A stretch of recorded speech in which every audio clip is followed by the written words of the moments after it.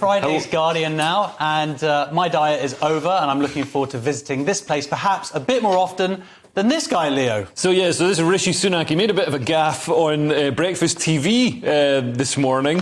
So he was photographed at a branch of McDonald's where he struggled slightly to make a contactless card payment.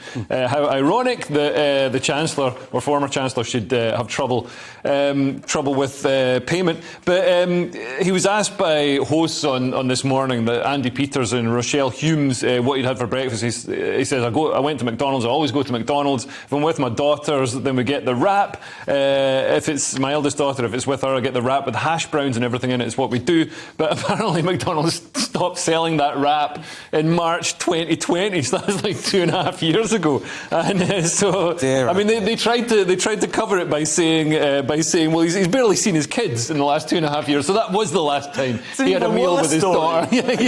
So he's now a Depends how you look at negligent it. I mean, if you're vying for Tory leadership and you show evidence that you kind of lie about your whereabouts and neglect your children, that actually puts you in good stead to, take up the mantles of the previous leader. Yeah, it's good precedent. I mean, Dave, we do seem to love seeing our politicians trying and failing to function in the real world. I'm thinking of the sort of Ed Miliband unable to eat a sandwich. Although Jacob Rees-Mogg, is there something to be said for them just admitting that they're not part? If Jacob Rees-Mogg would just go, "What's McDonald's?" Well, Jacob Rees-Mogg doesn't eat any food. He sleeps upside down in a coffin. You know, like that guy just gets nourished by moonlight. So and blood platelets, and I imagine working class tears are fed to him intravenously in order to restore him from his Lazarus chamber. So if you were sort of running a politician's campaign, you'd say, "Look, mate, just forget about it."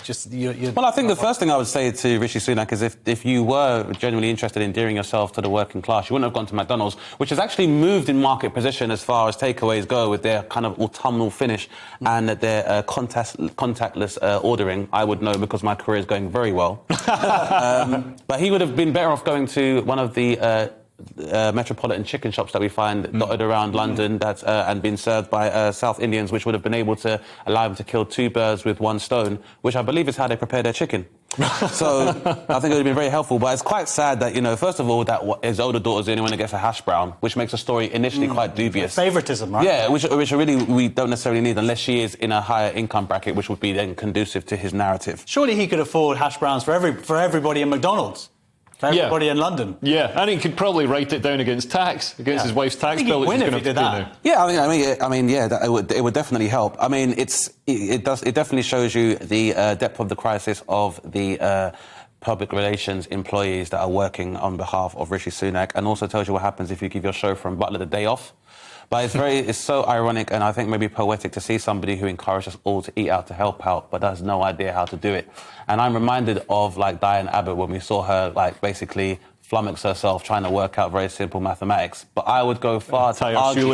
And tie her shoelaces. Although I reckon she wears quite a nice moccasin, something quite orthopaedic. On the wrong feet. The woman slays, Leo. I won't hear anything else. That being said, I mean, as alien as that does seem, I would argue that only an alien wouldn't know the McDonald's menu for at least 2 years. There's no way you wouldn't know that. So okay. You got to pick something. Pick something that's always going to be on the menu. Big Mac. I'll have a Big Mac. Big constant. Yeah. Go for fries.